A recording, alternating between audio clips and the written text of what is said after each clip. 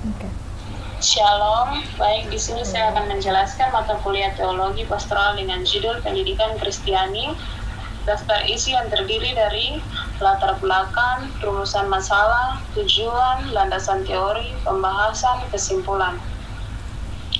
Latar belakang, pendidikan adalah proses holistik membentuk individu secara intelektual, emosional, dan spiritual.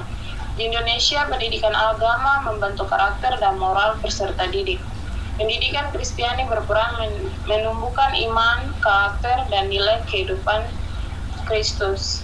Pendidikan ini adalah mandat Allah dan tanggung jawab umat, bukan hanya lembaga gereja, harus kontekstual dan menyatu dengan budaya lokal, seperti Masamper, menjadi misi aktif gereja untuk transformasi pribadi, gereja, dan masyarakat di tengah kemajemukan.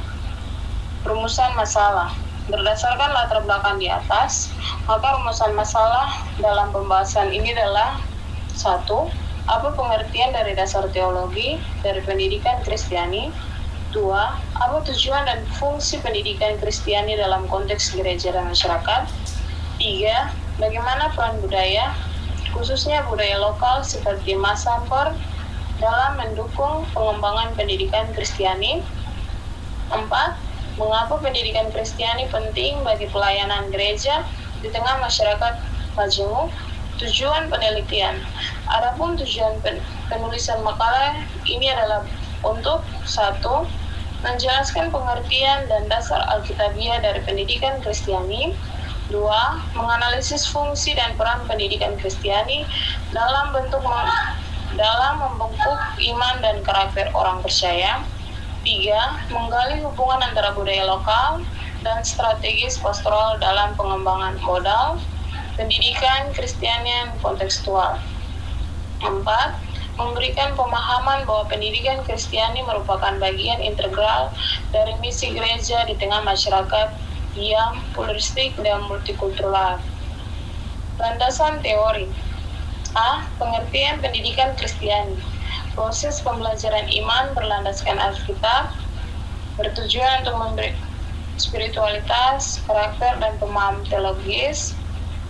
Menurut Thomas Hagram, pendidikan adalah pembentukan nilai sikap dan iman sebagian dari misi gereja. B. Dasar Alkitabiah. Ulangan 6 ayat 6 sampai ayat ke-7 ajarkan firman secara berkelanjutan. Efesus 4 ayat 11 sampai ke-12 pengajar untuk memperlengkapi pelayanan. Amsal 22 ayat yang ke-6 pendidikan membentuk jalan hidup sejak dini. C. Tujuan pendidikan Kristiani. Menumbuhkan iman kepada Kristus, membentuk karakter Kristiani, memperlengkapi untuk pelayanan, memahami firman Tuhan secara kontekstual. Pembahasan Kristiani sebagai amanat Allah. Pendidikan Kristiani bukan sekedar aktivitas gereja, melainkan merupakan amanat Allah kepada umatnya. Gereja dipanggil untuk menjadi tempat pembinaan rohani yang berkelanjutan, mempersiapkan anggotanya untuk menjadi terang dan garam di tengah dunia. Tulang menegaskan bahwa pendidikan Kristiani bertujuan membentuk orang beriman, beretika, bermoral, dan berbudaya. Oleh sebab itu, tanggung jawab pendidikan tidak hanya berada pada pendeta atau guru agama, tetapi menjadi bagian integral dari seluruh jemaat. Bagaimana pendidikan Kristiani yang kontekstual dan berbasis budaya dan tantangan dan peluang pendidikan Kristiani di era modern? 1. Pendidikan Kristiani yang kontekstual dan berbasis budaya. Pendidikan Kristiani perlu disampaikan secara kontekstual di tengah masyarakat majemuk.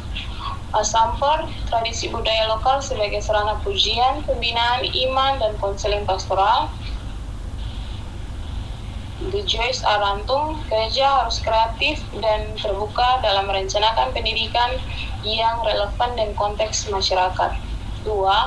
Tantangan dan peluang di era modern. Tantangan. 1. Sekularisasi dan relativisme moral. 2. Minimnya perhatian gereja pada generasi muda. 3. Kurangnya tenaga pendidik rohani yang kontekstual. Berikut peluang. 1. Teknologi digital untuk pengajaran kreatif. 3. Kolaborasi gereja, keluarga, dan sekolah. 3. Budaya lokal sebagai media pendidikan iman. Kesimpulan, pendidikan Kristiani merupakan mandat Allah yang berakar kuat dalam Alkitab dan menjadi bagian penting dari misi gereja. Tujuan adalah untuk membentuk individu beriman, beretika, dan siap melayani. Pendidikan ini perlu dilakukan secara berkesinambungan dan disesuaikan dengan konteks budaya setempat agar tetap relevan dan efektif. Dalam masyarakat Indonesia yang majemuk, integrasi nilai-nilai budaya lokal seperti Maskor menjadi kekuatan untuk memperkuat iman dan pelayanan gereja secara menyeluruh. Terima kasih atas perhatian Ibu Bapak dan teman-teman. Semoga video ini bermanfaat dan memberikan wawasan yang berharga.